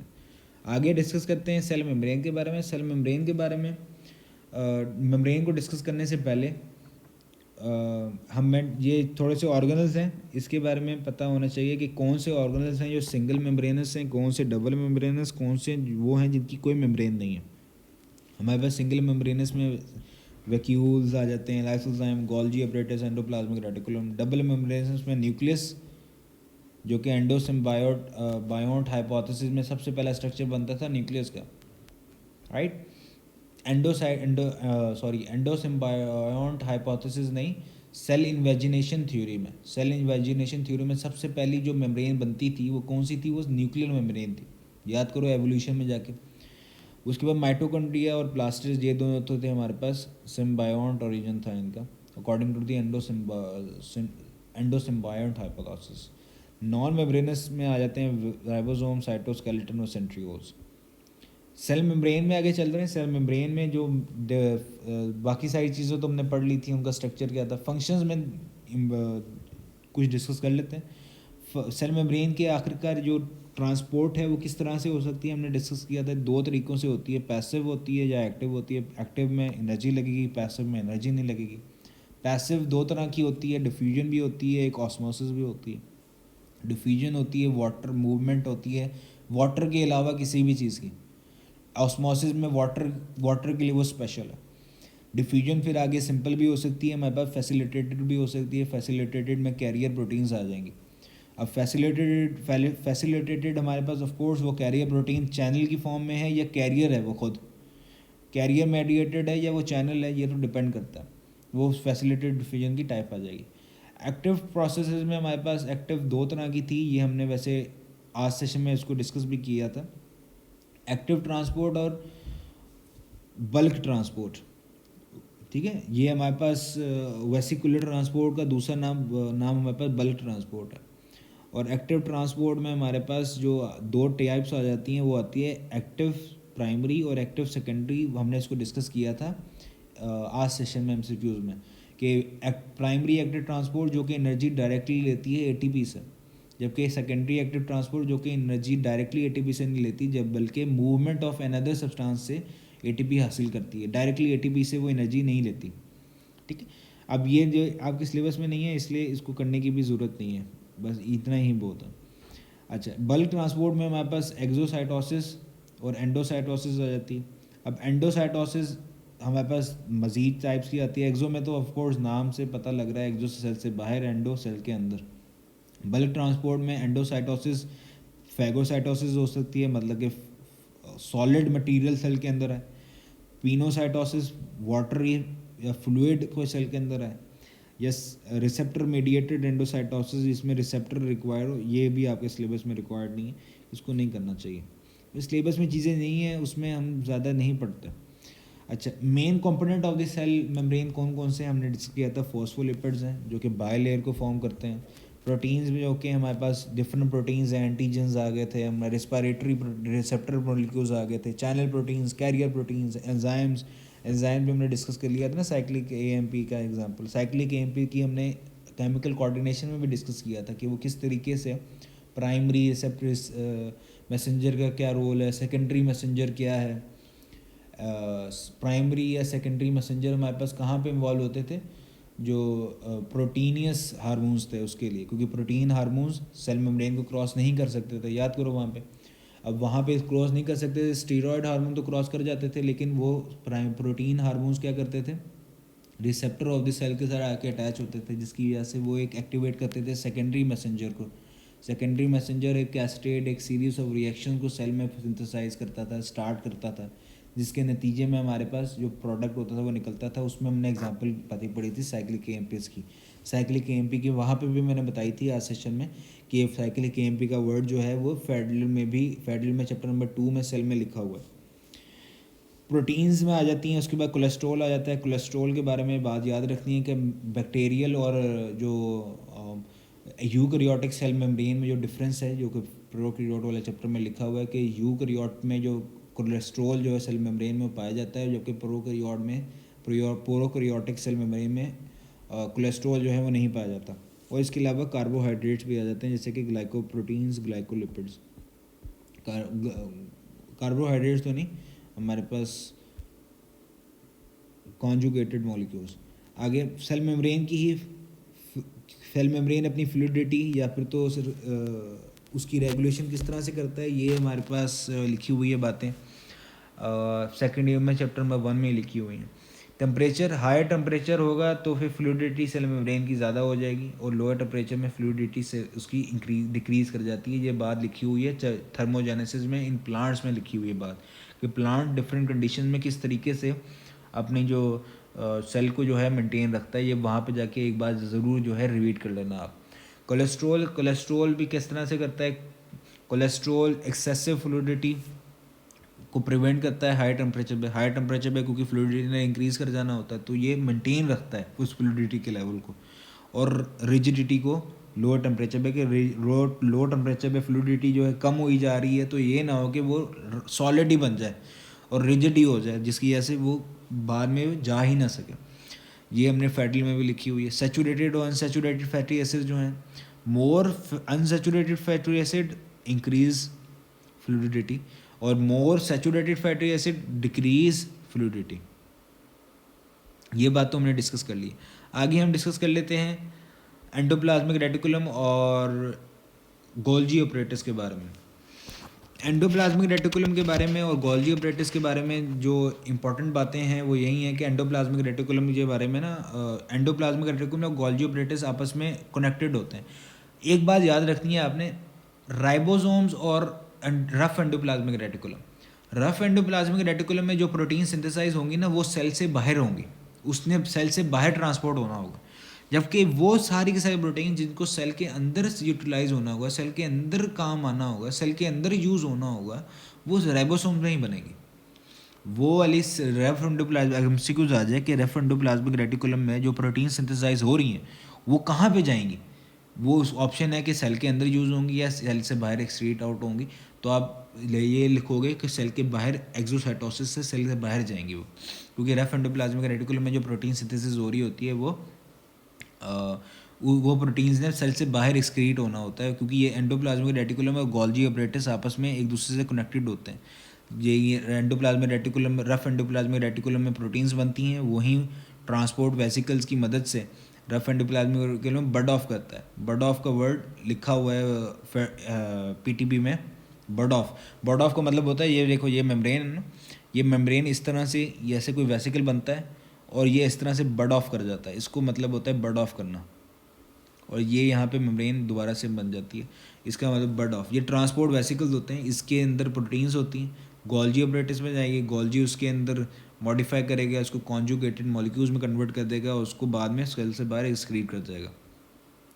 इन्हीं के बारे में, एंडोप्लाज्मिक रेटिकुलम के बारे में जो इंपॉर्टेंट बातें वैसे हम पहले पढ़ चुके हैं। वो कौन कौन सी हैं? कार्डिक और स्केलेटल मसल्स में हमने डिस्कस किया था। जो उसमें कार्डिक और स्केलेटल मसल्स में जो स्मूथ एंडोप्लाज्मिक रेटिकुलम होता है वो मॉडिफाई होता है इनटू सार्कोप्लाज्मिक रेटिकुलम। ठीक है, वो सार्कोप्लाज्मिक रेटिकुलम जो होता है ये कैल्शियम आयन को स्टोर करना होता है, इसने हमने डिस्कस किया था। और ड्यूरिंग मसल कॉन्ट्रैक्शन यही यहाँ से कैल्शियम आयन क्या होते हैं, रिलीज़ होते हैं और फिर ट्रोपोनिन के क्रोपोनिन के साथ जाके अटैच होंगे। ट्रोपोनिन फिर क्या होगा, मूव होगा, ट्रोपोमायोसिन मूव होगा, जिसकी वजह से जो बाइंडिंग साइड एक्टिन और मायोसिन की वो एक्सपोज होंगी, एक्टिन मायोसिन आपस में बाइंड करेंगे, कॉन्ट्रैक्शन होगी। जो थिक फिलामेंट है वो उसकी लेंथ कम होगी, जेड लाइन जो है आपस में क्लोज आएंगे। उसके बाद जब ये क्रॉस ब्रिजेस ने टूटना होगा तब एटीपी क्या होगी, यूज़ होगी। हमने वहाँ पे डिस्कस किया था ना सारा का सारा। आगे एर्गोस्टोप्लाज्म जो है हमारे पास, ये हमारे पास हमने डिस्कस किया था सिक्रीटिंग सेल्स में। ये आपने बात याद रखनी है कि ये हमने एमसीक्यूज भी आज सेशन में किया था कि हाईली डेवलप्ड जो सेल्स होते हैं ना, हाईली डेवलप्ड सेल्स या मेच्योर सेल्स, उनके पास जो एंडोप्लाज्मिक रेटिकुलम होता है वो हाईली डेवलप्ड होता है, हाईली मेच्योर होता है। उसको हम नाम दे देते हैं एर्गोस्टोप्लाज्म का। ठीक है, जैसे कि पेंक्रियाटिक एसिनार सेल्स या plasma cells of the beta, plasma cells B lymphocyte में जो हैं, वहाँ पे कौन सा ये जो एंडोप्लाज्मिक रेटिकुलम होगा किस फॉर्म में होगा, एर्गोस्टोप्लाज्म की फॉर्म में, क्योंकि वो हाईली एक्सक्रीटरी सेल्स होते हैं ना, उन्होंने एक्सक्रीशन प्रोड्यूस करनी होती है। अब देखो मैंने पहले जो स्टेप की है कि रफ एंडोप्लाज्मिक रेटिकुलम में जो प्रोटीन्स बनेंगी उन्होंने सेल से बाहर एक्सक्रीट होना होगा। यही वजह है कि जो ज़्यादा जिन सेल ने एक्सक्रीशन प्रोड्यूस करनी होती हैं उनमें ये एंडोप्लाज्मिक रेटिकुलम ज़्यादा होता है, रफ एंडोप्लाज्मिक रेटिकुलम खसूसन। फिर हमने इसको नेसल्स ग्रैन्यूल्स के बारे में भी पढ़ा था कि नेसल्स ग्रैन्यूल्स जो कि रफ एंडोप्लाज्मिक रेटिकुलम और राइबोसोम्स के जो क्लस्टर है उनको हमने नेसल्स ग्रैन्यूल्स के फॉर्म में पढ़ा था इन नर्वस कोऑर्डिनेशन, राइट। उसके बाद आगे जाती हैं हमारे पास गोल्जी ऑपरेटस से रिलेटेड कुछ बातें। गोल्जी ऑपरेटस से रिलेटेड, गोल्जी ऑपरेटस के फंक्शन से रिलेटेड। बाकी तो इंपॉर्टेंट बातें हमने पढ़ चुके हैं। ट्रांस फेज़ क्या है, मैच्योरिंग फेज़ क्या है, फॉर्मिंग फेज़ क्या है, ठीक है। जो मेन फंक्शन जो होता है ना, जो इंपॉर्टेंट जो एमसीक्यूज बन सकता है, नंबर 1 तो गोल्जी ऑपरेटर्स ने of course rough endoplasmic reticulum के साथ मिलकर एक्सक्रीटरी प्रोडक्ट्स को फॉर्म करना होता है।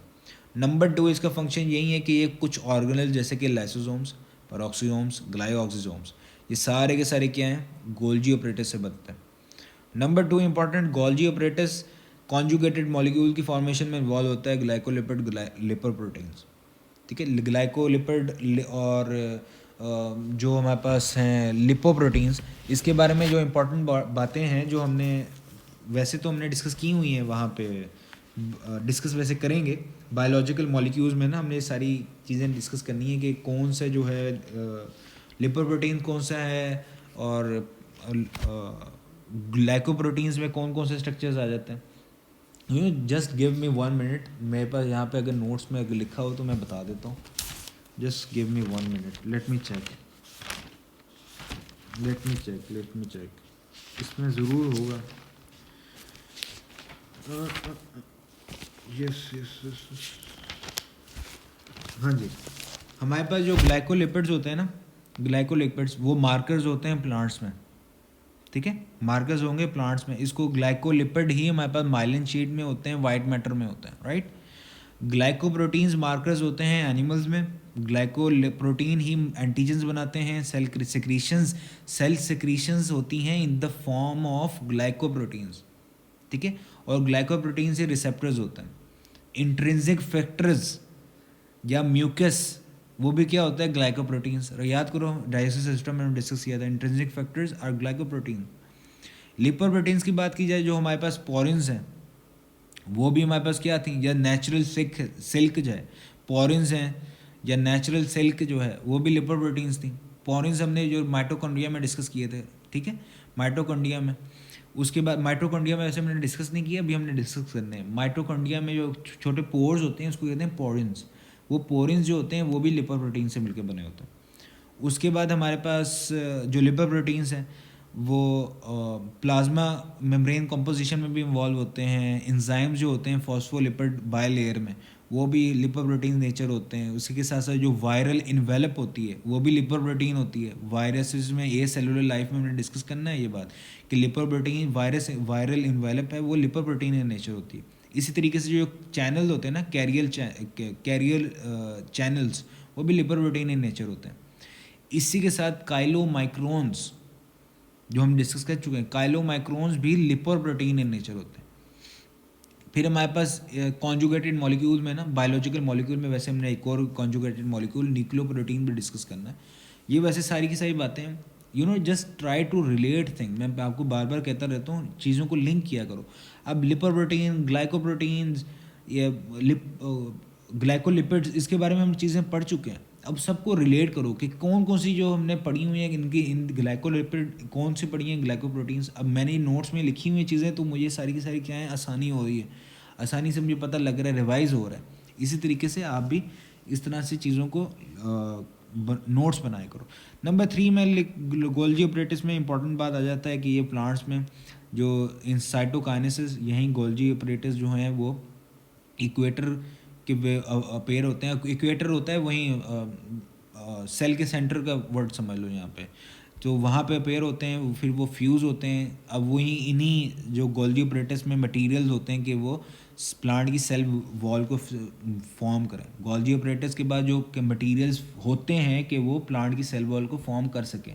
मीनिंग टू से सारी चीज़ें जो हेमीसेलुलोसिस और लिग्निन और पैक्टिन, ये सारी चीज़ें पढ़ी चुकी हैं, गोल्जी ऑपरेटर्स में होती हैं। इस प्रोसेस को हमने क्या नाम दे दिया था, फ्रेगमोप्लास्ट का नाम।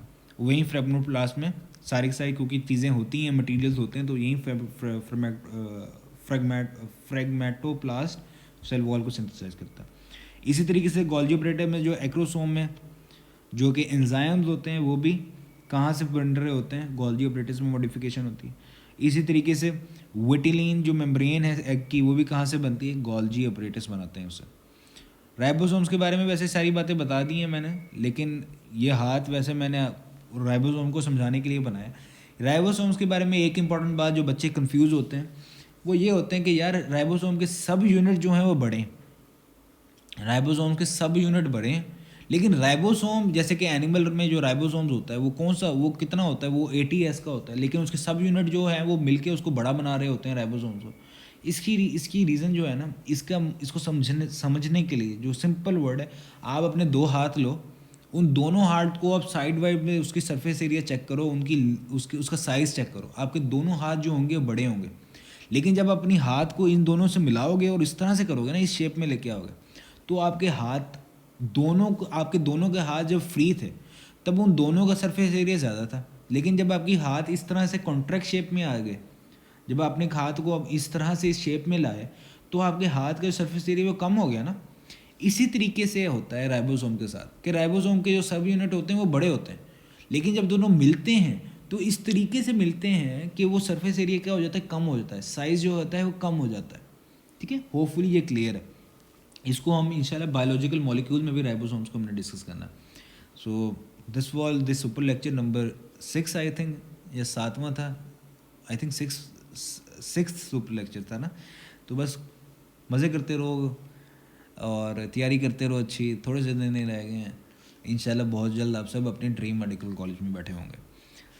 Thank you so much and अल्लाह हाफिज़।